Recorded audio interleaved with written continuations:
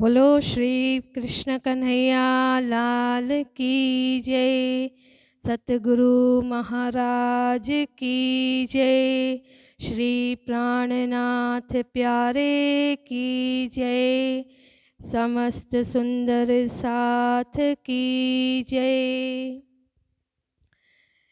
इश्क बड़ा रे सबन में, ना कोई इश्क समान। एक तेरे इश्क बिना उड़ गई सब जहां। हाँ, एक तेरे इश्क बिना उड़ गई सब जहां। इश्क बड़ा रे सबन में, नाही कथनी इश्क की और कोई कथियो जिन। नाही कथनी इश्क की और कोई कथियो जिन। इश्क तो आगे चल गया, इश्क तो आगे चल गया। शब्द समाना सुन, शब्द समाना सुन। इश्क बड़ा रे सबन में, ना कोई इश्क समान। एक तेरे इश्क बिना उड़ गई सब जहां। एक तेरे इश्क बिना उड़ गई सब जहां। पापन पलना ली वही, दसों दिस नैन फिराऊं। पापन पलना ले वही, दसों दिस नैन फिराऊं। देह बिना दौड़ूं अंदर, देह बिना दौड़ूं अंदर। पिया कित मिल सी कहाँ जाऊं, पिया कित मिल सी कहाँ जाऊं। इश्क बड़ा रे सबन में, ना कोई इश्क समान। एक तेरे इश्क बिना उड़ गई सब सब जहान। एक तेरे इश्क बिना उड़ गई सब जहान। जो दुख तुम ही बिछुरे, मोहे लाग्यो तासो प्यार। जो दुख तुम ही बिछुरे, मोहे लाग्यो तासो प्यार। एता सुख तेरे बिरह में हो, एता सुख तेरे विरह में, तो कौन सुख होसी करा विहार। तो कौन सुख होसी विहार।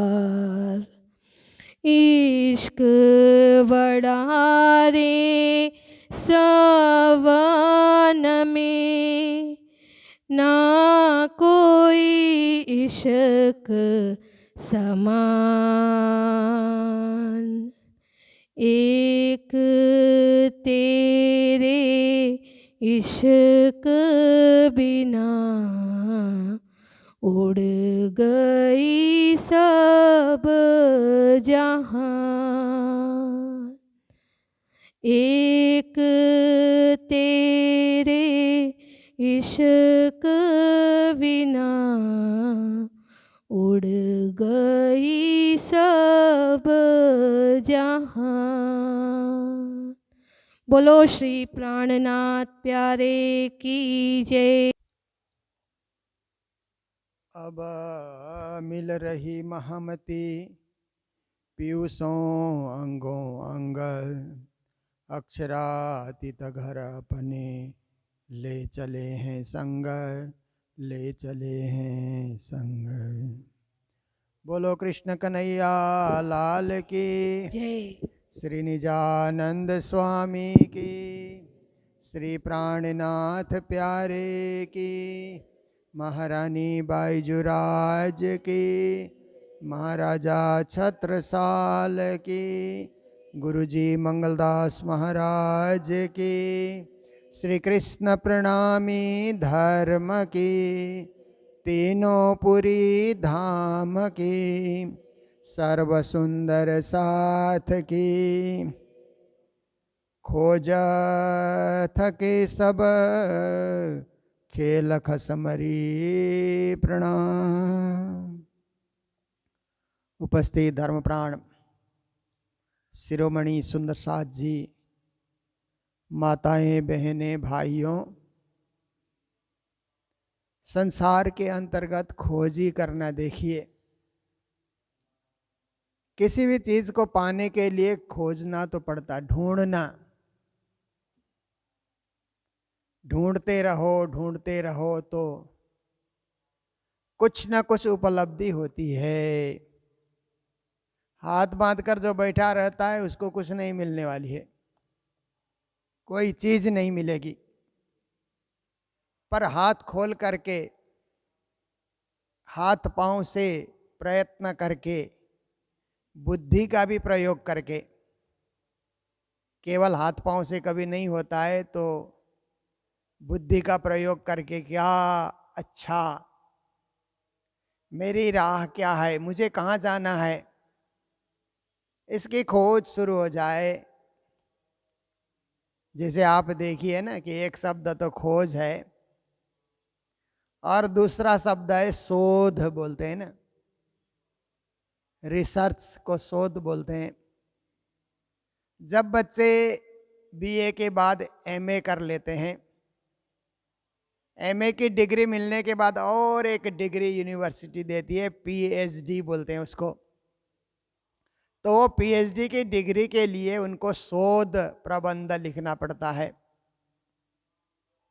आजकल तो एमए में भी छोटा शोध प्रबंध, लघु शोध प्रबंध की जरूरत है, क्योंकि पीएचडी करने में आसानी हो जाए। तो पीएचडी जो है उसको विद्यावारिधि कहते हैं संस्कृत में। तो उस पद को पाने के लिए जो सब्जेक्ट आपका निश्चित होता है, विषय जो निश्चित होता है यूनिवर्सिटी से, उसको प्रतिपादित करने के लिए उसको कम से कम 6 अध्याय में बांटना पड़ेगा। जो शब्द या जो विषय आपको मिला है, अलग अलग अध्याय में, अलग अलग चैप्टर में उसको बांधना पड़ता है।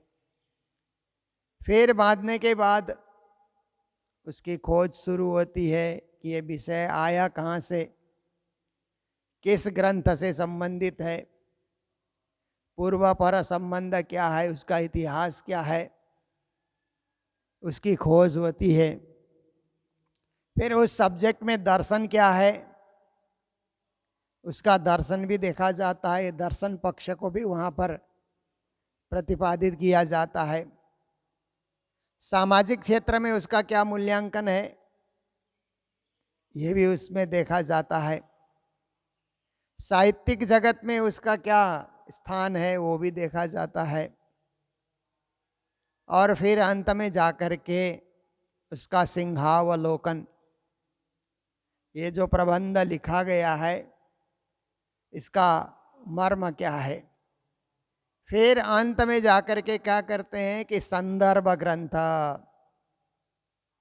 आपने किन किन ग्रंथों से ये बातें लिखी। ऐसे ही मन मर्जी तो कोई लिख नहीं सकता, किसी का कहा हुआ होना चाहिए।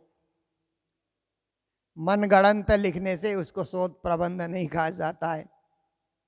जो भी आपने लिखा फुट नोट्स में उसका हवाला देना पड़ता है कि ये यहाँ से लिया गया, ये यहाँ का है, और उसकी पूरी सूची बना करके अंत में उसको तैयार किया जाता है। किस किताब से लिया, प्रकाशक कौन है, लेखक कौन है, प्रकाशन का संबंध क्या है, मूल्य क्या है, आदि आदि पूरा प्रमाण देने से फिर यूनिवर्सिटी के जो प्रोफेसर होते हैं उस विभाग के, वे लोग फिर उसको पास कर देते हैं। उसके लिए 6 साल भी लग सकते हैं, 10 साल भी लग सकते हैं, क्योंकि ये शोध प्रबंध तैयार कर रहे हैं ना, खोजी कर रहे हैं, रिसर्च पेपर तैयार कर रहे हैं।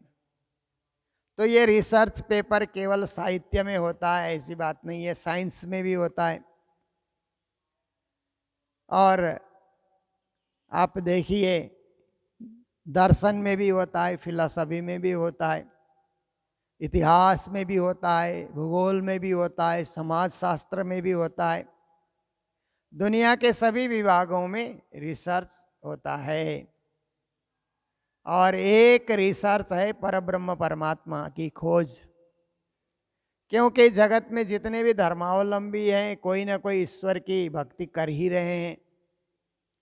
हिंदू समाज अपने ढंग से कालांतर से ईश्वर भक्ति करता आ रहा है। इसी प्रकार से यहूदी समाज को देखिए, ईसाई समाज को देखिए, इस्लाम समाज को देखिए, जैन समाज को, बौद्ध समाज को, पारसी समाज को, आदि आदि जितने भी धर्मावलंबी है कोई ना कोई ईश्वर को भज ही रहे हैं। और ईश्वर जैसे महाशक्ति से कुछ शक्ति पाने के लिए, कुछ आशीर्वाद पाने के लिए, कुछ उनकी कृपा पाने के लिए प्रयत्नशील हैं, साधनाएं कर रहे हैं। ये भी एक खोजी का विषय है, ब्रह्म की खोज करना। देखिए हमारे सदगुरु धनिश्री देवचंद्र जी ने जीवन के 40 साल तक खोज की। जब से उन्होंने घर में माता पिता को पूजा करते देखा, तब से उन्होंने खोजी शुरू की कि परब्रह्म कौन है, सबके स्वामी, सबके मालिक, सर्वांतर्यामी। ऐसे परब्रह्म परमात्मा कौन है, कहाँ रहते हैं, इन सब प्रश्नों को लेकर के देश और परदेश सब यात्राएं उन्होंने की। उस समय देश उनका उमरकोट था। फिर कच्छ की उन्होंने यात्राएं की, जामनगर की यात्रा की। यात्रा के दरमियान में अनेकों साधु संत ज्ञानी गुरु सब उनको मिले, सब ने अपनी अपनी बातें कही, पर उनकी खोज पूरी नहीं हुई। जब तक संतुष्टि नहीं होती है ना, खोज पूरी नहीं होती है। मन में संतुष्टि आ जाए, मन प्रफुल्ल हो जाए कि हाँ, जो मैंने खोजा सो पाया, तभी तो तृप्ति होती है, तभी वो टिक जाता है। तो सदगुरु धनीदेव चंद्र जी महाराज ने जामनगर आने के बाद भी 14 साल तक भागवत का श्रवण करके, भागवत के माध्यम से सभी धर्मशास्त्रों को उन्होंने सुना। क्योंकि मात्र एक भागवत सुनने के लिए 14 साल नहीं लगते हैं। पर वो जो कथाकार थे कान्हजी भट्ट, इतने विद्वान थे कि भागवत से संबंधित श्लोकों को शास्त्रों के साथ मिलान करके बढ़िया ढंग से विश्लेषण करके वो समझाते थे। तो श्रोताओं को आनंद आता था। सुनते रहो सुनते रहो, रोज सुबह चले जाओ, घर का पूजा पाठ पूरा करके चले जाओ, और 2 घंटे 3 घंटे जितने वो सुनाते हैं प्रसंगवश उसको आनंद से सुनो, फिर घर लौट करके आओ। आज भी जाना, कल भी जाना, परसों भी जाना, क्योंकि वो तो जामनगर शहर था। शहर के बीच में ही वो मंदिर आज भी मौजूद है, जीर्ण अवस्था में है। तो वहाँ सदगुरु का घर भी नज़दीक, गांगजी भाई का घर भी नज़दीक शहर के, और साहूकार चौधरियों का भी घर नज़दीक। तो सबके सब वहाँ चर्चा में जाया करते थे। तो 14 साल की खोज पूरी हुई तो साक्षात श्री कृष्ण के दर्शन हुए, तारतम महामंत्र प्राप्त हुआ। ये प्रणामी सिद्धांत है, प्रणामी परंपरा है। तो सदगुरु ने भी खोज की, इसी तरह ऋषि मुनियों ने खोज की, संतों ने खोज की, ज्ञानियों ने खोज की। इसलिए इतने सारे शास्त्र हो गए ना हमारे। अनंत पारम किल शब्द शास्त्रम स्वल्पम तथायुर्भव सविघ्ना, सारम ततो ग्राह्यम अपास्य फल्गु हंसो यथा क्षीर मुबाम्बु मध्यात। कहते हैं ना, अनंत अपार शास्त्र हो गए। अब उनका सार, उसका उनका रहस्य, इतने सारे शास्त्र कब पढ़ेंगे, कब अध्ययन करेंगे, कब मनन करेंगे। इसीलिए प्राणनाथ जी ने उन सब शास्त्रों का सार वाणी के रूप में, निचोड़ के रूप में हमारे समक्ष रखा। तो यहाँ प्रसंगवश कह रहे हैं आज की चौपाई में, खोज थके सब खेल खसमरी। इस खेल में खसम मतलब मालिक को, पति को, परब्रह्म को सभी खोजी कर रहे हैं। कहाँ हैं, कैसे हैं, किस रूप में हैं, ऐसे करके सबके सब उसका अनुसंधान कर रहे हैं, अध्ययन कर रहे हैं, चिंतन कर रहे हैं। मन ही में मन उर जाना, पर क्या है कि मन के विचारों में उलझ रहा है। एक मन खोजी करने के लिए तत्पर हो रहा है, और दूसरा मन विचार के ऊपर विचार देता है। तो मन के विचारों में लोग उलझ जाते हैं। देखिए, कभी कभी क्या होता है कि हम अपने पाँव से ही उलझ जाते हैं ना। पाँव से तो हम चलते हैं, परमात्मा ने पाँव दिया है चलने के लिए, पर असावधानी होती है ना, तो 2 पाँव आपस में उलझ जाते हैं। उठते समय उलझ जाएंगे, आप गिर पड़ेंगे। तो किसी ने उलझाया नहीं, किसी ने आपका रास्ता रोका नहीं, टांग नहीं अड़ाया आपके रास्ते में, पर आपके टांगों ने आपको धोखा दे दिया। आप ही आपके दुश्मन हो गए, और चोट खाने के बाद बड़े दिनों तक फिर उपचार भी करना पड़ता है। इसी तरह से हमारा मन ही हमको भरमा देता है, मन ही हमको चक्कर में डाल देता है, और मन के विचारों में लोग खो जाते हैं। ये होगा, वो होगा, ऐसा होगा, वैसा होगा। निश्चयात्मक मन जब तक ना हो, तब तक तो लोग भटकते रहेंगे। इसीलिए गीता में कृष्ण ने कहा ना कि व्यवसायत्मिका बुद्धि रेके हा कुरुनंदना बहुशाखा ह्यनंता स बुद्धयो अव्यवसायी नाम। अव्यवसायी जो लोग होते हैं, अनंत बुद्धि और अनंत विचार को लेकर के चलते हैं। व्यवसायी और समझदार जो लोग होते हैं, एक बुद्धि, एक निश्चय, यही करेंगे, यही सत्य है, इसी से हम आगे बढ़ेंगे। जैसे व्यापारी है ना, एक व्यापार लेकर आगे बढ़ता रहेगा तो बढ़ सकता है, कभी कुछ व्यापार, कभी कुछ व्यापार, कभी एक नौकरी, कभी दूसरी नौकरी, तीसरी नौकरी। एक बार दिल्ली में एक लॉयर ने एक ऑफिस खोला, तो मुझे ओपनिंग के लिए बुलाया था। तो एक लड़का मेरे साथ भी था।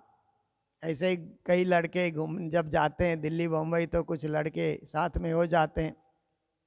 तो एक लड़का वो ऑफिस देख करके कहा कि मैं इसी लॉ के ऑफिस में नौकरी करना चाहता हूँ, सीखना चाहता हूँ, आप इनको बोल दीजिए।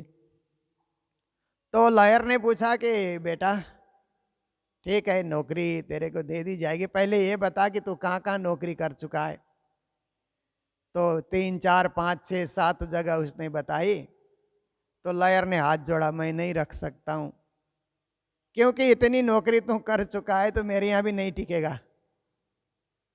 तेरे में स्थिरता नहीं है, तेरा मन स्थिर नहीं है, भटक रहा है। तो जिसका मन ही स्थिर नहीं है उसको मैं रख के क्या करूँगा, थोड़े दिन में तुम भाग जाओगे। इसलिए जहाँ से आए वहीं लौटो, वो अच्छा है। और कहीं भी काम करो तो स्थिर हो करके करो, इतनी नौकरियां नहीं बदली जाती है। मेरे को बड़ा अच्छा लगा उसका ज्ञान। ये केवल नौकरी बदलने वाली नहीं है, ये खोज बदलने वाली बात है। कई लोग गुरु बदलते हैं, खोजी करने वाले कई लोग गुरु बदलते रहते हैं। कोई चमत्कारी गुरु आ जाए तो भाग भाग करके वहाँ पहुँच जाते हैं, अपनी स्थिरता को छोड़ करके। शायद ये कुछ बता दे, ये कुछ ज्ञान दे, ये कुछ मेरा काम कर दे। ऐसे लोग भी करते रहते हैं। कई लोग वैद्य बदलते हैं, डॉक्टर बदलते हैं, ज्योतिषी बदलते हैं। पर कितना हम बदलेंगे, हमारा कर्म हमारे साथ है। इसीलिए हम दृढ़ हो करके परब्रह्म परमात्मा श्री राज्य में अटल विश्वास रख करके एक ही निश्चित परम धाम की भक्ति में लगें, ज्यादा मन के उलझन में न पड़ें। हो तन काहू गमरी, अगर मन के विचारों में कोई उलझ जाता है तो उसको परम गति नहीं मिलती है, उसकी गम नहीं होती है, उलझ जाएगा, 14 लोक में ही भटकता रहेगा। आवागमन का चक्र उसका कभी छूटता नहीं है। इसलिए मन को भी निश्चित करना, मन को भी कंट्रोल करना, मन को भी सही दिशा देना, और बार बार दुनिया भर की बातें सोचने के लिए मन को विवश नहीं करना। मन ही बांधे मन ही खोले। संसार का बंधन ऐसा है कि मन ही बांध लेता है ना, और संसार का बंधन मन ही खोल लेता है। देखिए, परिवार का बंधन कौन बांधता है? मन बांधता है। ये मेरा परिवार, ये मेरा घर, ये मेरी पत्नी, ये मेरा पति बंधन में बंध गए। फिर ये मेरे बाल बच्चे बंधन में बंध गए। ये मेरी जमीन, ये जायदाद, ये धन, ये ऐश्वर्य, ये वैभव, ये मेरे मित्र, बंधते चले गए। जहाँ जहाँ मेरापन आ जाता है व्यक्ति बंध ही जाता है। तो बांधता कौन है? मन। कोई रस्सी से हमको किसी ने बांधा नहीं, कोई भी रस्सी नहीं है, परंतु हम बंध गए, मन के बंधन में बंध जाते हैं। तो कभी कभी आप सोचिए कि क्या घर में ही बंधे रहना। चलो कोई मंदिर दर्शन करते हैं, तीर्थ दर्शन करते हैं, कथा कीर्तन में जाते हैं, एकदम से घर में बैठ बैठ करके तो हम परेशान हो गए। तो आप निकले तो मन ने ही बंधन खोल दिया। मन को सक्रिय करो तो मन ही बंधन को खोल देता है, मन को निष्क्रिय करो तो मन ही बंधन में बांध देता है। मन को त्रिगुण से परिव्याप्त करो तो मन ही घुमाता रहेगा, त्रिगुण का चक्कर कटाता रहेगा। मन को गुणातीत अवस्था में पहुंचा दो तो मन ही आपको मुक्त कर सकता है। ममेति बध्यते जंतु न ममेति प्रमुच्यते, मन एव मनुष्यानां कारणम बंध मोक्षय। इसलिए मन ही मनुष्य का बंधन का कारण है, मन ही मनुष्य का मोक्ष का भी कारण बन जाता है। तो श्री जी महाराज कहते हैं मन ही बांधता है, मन ही खोलता है। मन तम मन उजास रे, कभी मन इतना काला हो जाता है ना, तम मतलब अंधेरा से घिरा हुआ, मन में अंधकार छा जाता है चारों ओर। फिर कहता है हम कुछ नहीं करेंगे, हम कुछ नहीं सोचेंगे, ऐसे करके मन भ्रमित कर देता है, मन अंधेरे की ओर धकेल देता है और मन में तम छा जाता है। और कभी कभी क्या होता है कि मन उजास, मन में चेतना आ जाए, जागृति आ जाए, तो मन ही उजाले की ओर लेकर के चलता है। अंधकार में काहे चलना, क्योंकि कहीं भी भटक सकते हैं, कहीं भी चोट खा सकते हैं। अंधेरे में चलने से प्रकाश की ओर चलो, उजाले की ओर चलो। तो मन कभी कभी उजाले की ओर, सत्कर्म की ओर, सत्कर्म, सद्धर्म, सद्भक्ति, सत ज्ञान, सतशास्त्र का श्रवण, उस तरफ मन आपको अग्रसर करता है, उजाले की ओर मन लेकर के चलता है। ए खेल सकल है मन का, श्री जी महाराज कहते हैं संसार का जो खेल चल रहा है ना, ये माया का नाटक, ये मन का ही खेल है। जितने दिन मन को बांधो खेल में बंधे रहोगे। अब मन को निकाल करके घर में भी आप देखिए, घर में भी भक्ति हो सकती है। घर में आपका मंदिर बना हुआ है, आधा घंटा 1 घंटा उस मंदिर में बैठ करके पूजा पाठ करिए तो मन आपको बंधन से खोल देगा, राज्य के तरफ आपको लगा देगा। पर घर में बैठ करके भी घर का ही काम आप कर रहे हैं, सुबह से शाम तक लोगों से बातें करना। आजकल कितना अच्छा साधन हो गया है ना, लोगों से बातें करने के लिए जाना ही नहीं पड़ता है, लोगों को आना भी नहीं पड़ता है। हमको विज्ञान ने ऐसा खेल दिया है, ऐसा पुरस्कार दिया है कि उस मोबाइल को लेकर के हम दुनिया भर के लोगों से संपर्क करते रहते हैं। पर कभी कभी हमको ऐसा ज्ञान हो जाए कि पहला संपर्क हम राज्य से करें ना, दुनिया वालों से तो करते ही रहेंगे, करना भी पड़ता है, पर पहला संपर्क तो राज्य से हो जाए, राज्य का ध्यान हो जाए, चिंतन हो जाए, पूजा हो जाए, पाठ हो जाए। क्योंकि दुनिया में प्रलय हो रहा है तो हम तो नहीं रोक सकते। अगर हम खड़े होने से प्रलय रुक जाता है तो ठीक है, पूजा छोड़ करके हम प्रलय रोकने चले जाएंगे, ऐसी बात तो है नहीं। हम तो कुछ भी नहीं कर सकते हैं। इसीलिए राज्य की पूजा का समय में राज्य में ही मन जोड़े रहेंगे, राज्य का ही ध्यान करते रहेंगे, मन को इधर उधर भटकने नहीं देंगे। क्योंकि लोगों से बातें करके पूजा करने बैठिए ना तो वही लोग ध्यान में आते हैं, वही लोग जब जब वे पूजा पाठ करते जाओ उनके विषय में आप सोचते रहोगे, तो बिना किसी से बात किए नाद होकर के पूजा करने बैठिए तो राज्य से ही ध्यान होगा, राज्य का ही ध्यान होगा, राज्य की बातें होगी और राज्य का ही स्मरण होगा। मन ने चल मन ही को ना, श्री जी महाराज कहते हैं मन अखंड भी हो जाता है। कैसे अखंड होता है कि खेल देखने के बाद खेल का अनुभव लेकर के, सो खेल खुशहाली लेके उठो कीजिए अब खेल, कहते हैं ना श्री जी महाराज। खेल का अनुभव और खेल की प्रसन्नता को लेकर के हम जागें तो मन क्या है, अखंड हो जाता है। जगाने वाला तो मन ही है। और मन कभी कभी क्या कर देता है कि हमको नाश भी कर देता है। 84 का चक्र भी मन कटा देता है। 84 के चक्र में गए तो हमारा नाश जैसे ही हो गया, कब उभरेंगे कब निकलेंगे कुछ पता नहीं। इसीलिए मन हमको बिल्कुल नष्ट भी कर सकता है, मन हमको अखंड भी बना सकता है। तभी कवियों ने कहा ना, मन की कविता, मन के दोहे कवियों ने बनाए कि मन कहता है जो मुझे ना पहचान ही तिनको सदा सताऊं, लक्ष्य 84 डार के जन्म जन्म भरमाऊं।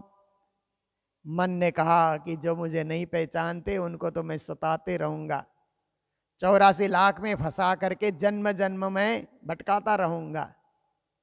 फिर वही मन कहता है जो मुझे पहचान ही तिनका हूं मैं दास, अपने कंधे बैठाए के पहुंचाऊं पीऊ पास। जो मुझे पहचान लेते हैं तो उनका दास बन करके अपने कंधे में उनको बिठा करके पीऊ परमात्मा पुरुषोत्तम परब्रह्म के पास भी मैं ही पहुंचाऊंगा। तो मन को पहचानने की जरूरत है, मन को सही दिशा देने की जरूरत है, अन्यथा मन हमको भटकाएगा, 84 का चक्कर कटाएगा, जन्म जन्म का दुख हमको दिखाएगा। इसलिए मन को पहले से हम पहचाने। श्री प्राणनाथ जी महाराज कहते हैं मन अखंड भी करता है, मन विनाश भी कर देता है। मन उपजावे मन ही पाले।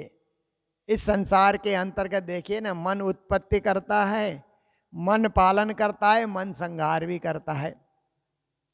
अक्षर ब्रह्म का मन हुआ तो ये अक्षरात् संभवती य विश्वम, विश्व ब्रह्मांड की रचना हुई।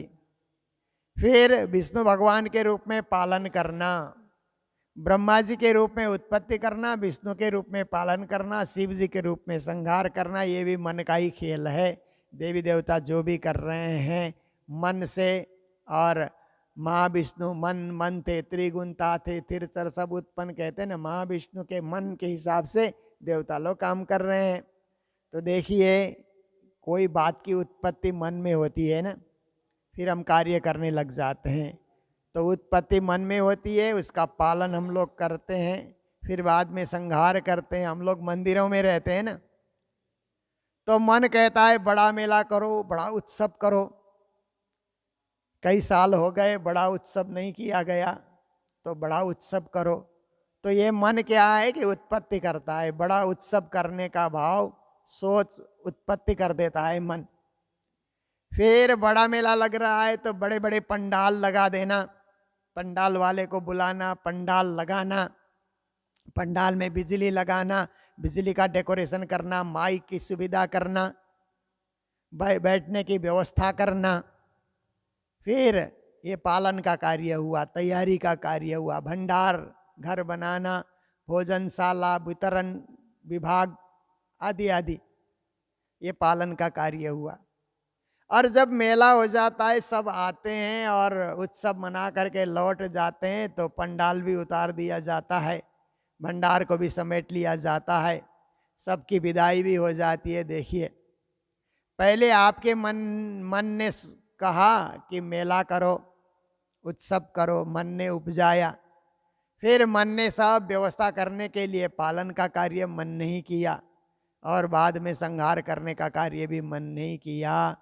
तो आज हमें जो जीवन मिला है, इसकी उत्पत्ति, इसका पालन और इसके अंत में भी कहीं न कहीं देवताओं का मन कार्य कर रहा है, ब्रह्मा विष्णु का मन कार्य कर रहा है, अक्षर भगवान का मन कार्य कर रहा है, और साक्षात राज्य के इशारे से भी कार्य हो रहा है। इसलिए ये बहुत समझने की बात है, सोचने की बात है।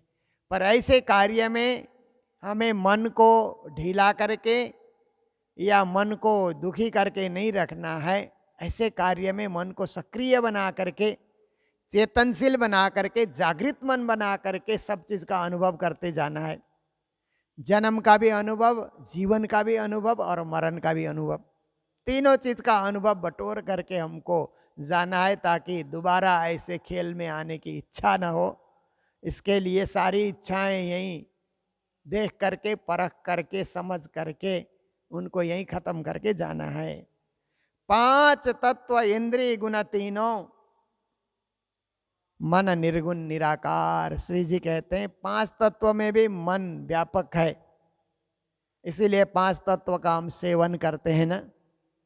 जैसे आप देखिए आकाश में तो हम विचरण कर ही रहे हैं, वायु का हम सेवन कर रहे हैं, अग्नि है, जल है, पृथ्वी है, ये सब जो प्रकृति निर्मित 5 तत्व हैं, वहाँ भी हमारा मन में कहीं ना कहीं प्रभावित हो रहा है, और उनसे भी मन को कुछ न कुछ शक्ति मिल रही है।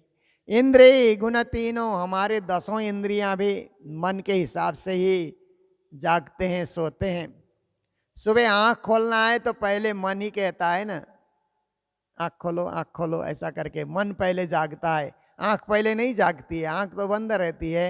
मन जागता है और कहता है आँखें खोलो, आँखें खोलो, उजाला हो रहा है, उठने का समय हो रहा है, आरती पूजा का समय हो रहा है, उठो उठो, तो आँख खुल जाती है। देखिए आँख रूपी इंद्रिय को मन ने प्रेरित किया ना। फिर पाँव रूपी इंद्रिय को मन प्रेरित करता है, तो बिस्तर से उतरो, बिस्तर से उतरने के बाद बिस्तर को ठीक ठाक करो, वो तो हाथ से ही होगा ना, बिस्तर ठीक ठाक करना। बिस्तर से उतरते ही बिस्तर ठीक ठाक कर लेना चाहिए। ये समझदार लोगों के लिए है। ना समझ लोग तो दिन भर ठीक नहीं करते बिस्तर, पर समझदार लोग कहते हैं कोई फट से मेरे बिस्तर रूम में आ गया तो ऐसा फैला हुआ एकदम इधर उधर कपड़े, ये ठीक नहीं लगेगा, देखने में अच्छा होना चाहिए, तो हाथ से काम हो जाता है। देखिए मन कैसे हाथ रूपी इंद्रिय को सक्रिय कर रहा है, पांव रूपी इंद्रिय को सक्रिय कर रहा है, आंख रूपी इंद्रिय को, और भी बहुत सारे इंद्रिय को मन सक्रिय कर लेता है, कर्मेंद्रिय हो ज्ञानेन्द्रिय हो। तो आप देखिए ये इंद्रियों में भी मन कार्य करता है। देखिए आप चर्चा सुनने आए तो भी मन ने आपको सक्रिय किया ना, चर्चा का समय है, आरती का पूजा का समय है, आओ, तो आप आ गए।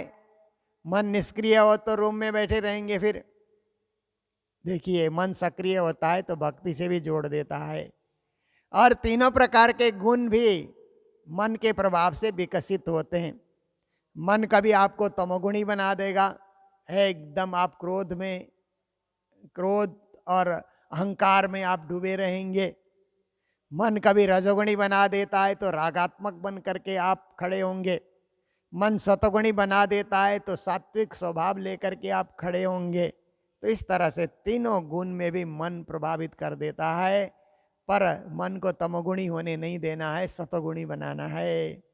मन निर्गुण निराकार, ऐसे देखो तो मन का अपना स्वरूप तो नहीं है, इंद्रियों का तो स्वरूप है, शरीर का भी स्वरूप है, मन अरूप है।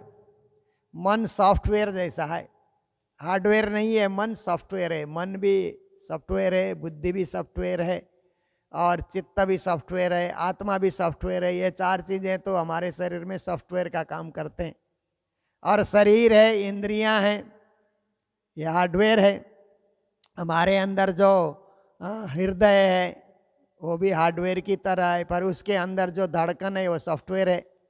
हृदय की धड़कन को सॉफ्टवेयर मानना पड़ता है, अपने आप तो धड़कन आ रही है। तो ये सब चीज़ें क्या है, मन को देखो तो निर्गुण रूप में है, उसका अपना गुण, एक गुण भी नहीं है, और देखने में निराकार भी है, जिसका आकार ही नहीं है तो निराकार है।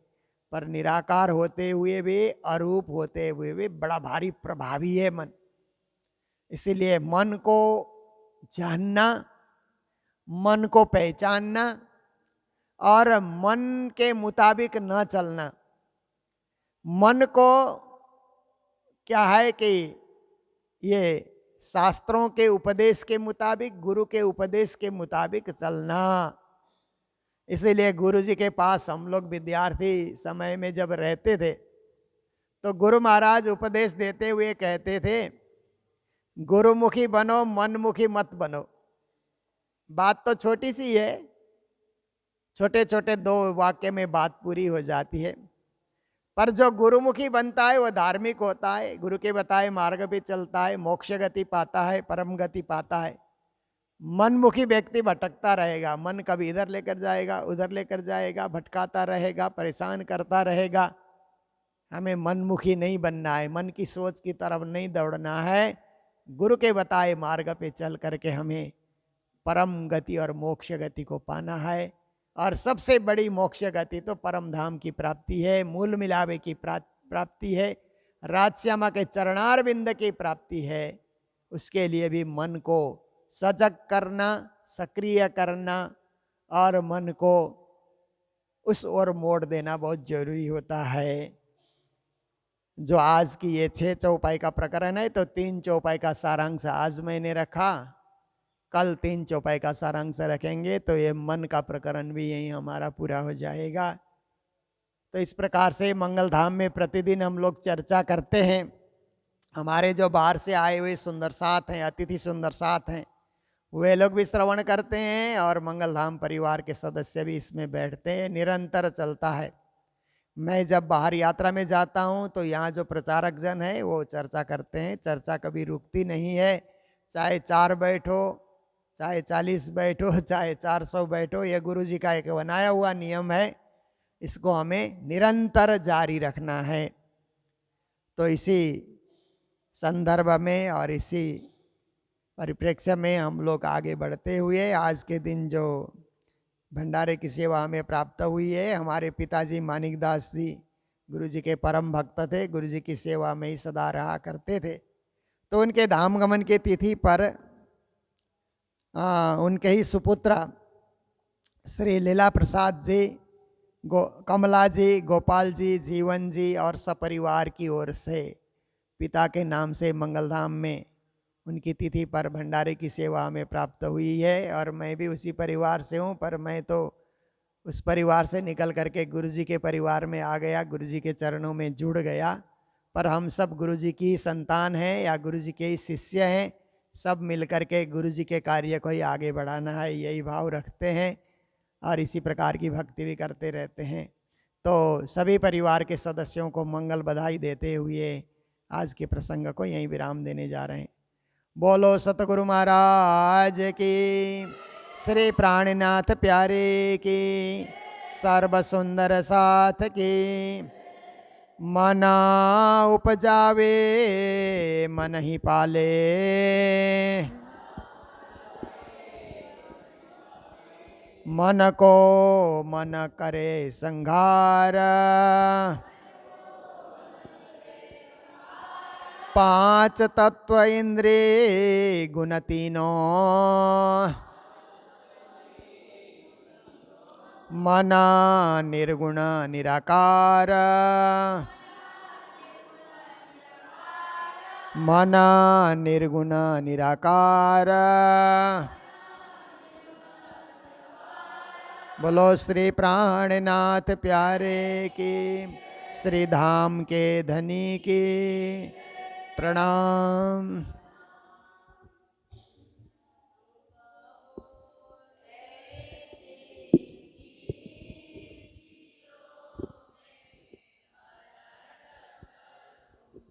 मेरे पीऊ जी राम जैसी तुम जिन करो, मेरा तलफ तलफ जाए जीव जी।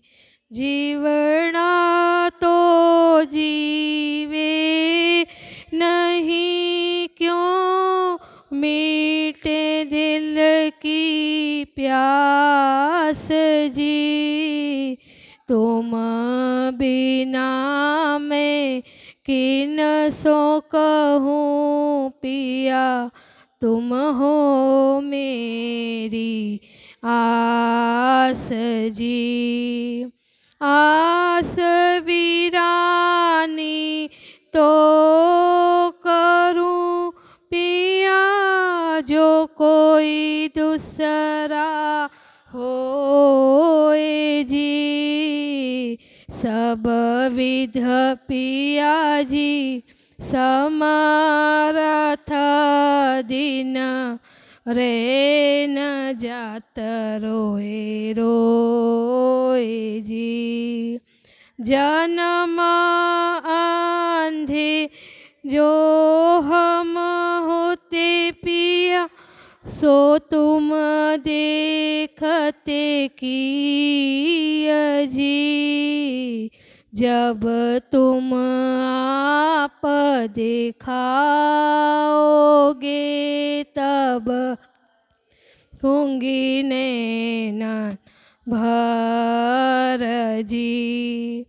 ये पुकार पिया सुन के, अब ढीला करो तुम जी न जी। क्षण क्षण खबर जो लीजियो, मैं अर्ज करूं दुलहीन